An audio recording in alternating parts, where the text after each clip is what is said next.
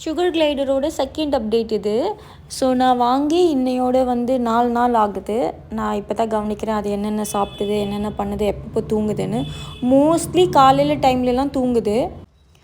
நம்ம ட்ரெஸ்ஸுக்குள்ளே எங்கே வச்சாலும் திருப்ப நம்மக்கிட்டே நம்ம ட்ரெஸ்ஸுக்குள்ளே படுத்து அந்த ஹீட்டுக்காகையோ என்னவோ தெரில, அது அதுக்குள்ளேயே படுத்து அழகாக தூங்குது. அப்புறம் என்ன சாப்பிடுது அப்படின்னா, எல்லா பழங்களுமே மோஸ்ட்லி சாப்பிடுது. கொய்யா பழம் ரொம்ப பிடிக்குது அதுக்கு. அதுக்கப்புறம் மாதுளம் பழம் இன்றைக்கி கொடுத்தேன். அது ஒன்று எடுத்து ஒரு பீஸ் கொடுத்தேன். அது எப்படி சாப்பிடுதுன்னு பாருங்கள். கொஞ்சமாக வச்சு கொஞ்சமாக அதுக்கு பல்லே இப்போ தான் லைட்டாக முளைச்சிருக்கு. அதை வச்சு கீறி சாப்பிடுது.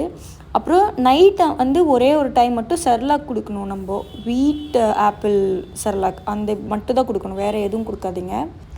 அது ஒரு ஸ்பூன் அளவுக்கு போட்டால் போதும். ஒரு அரை ஸ்பூன் இல்லை ஒரு ஸ்பூன் அளவுக்கு இருந்தால் போதும். அது மோஸ்ட்லி அரை ஸ்பூன் தான் சாப்பிடுது.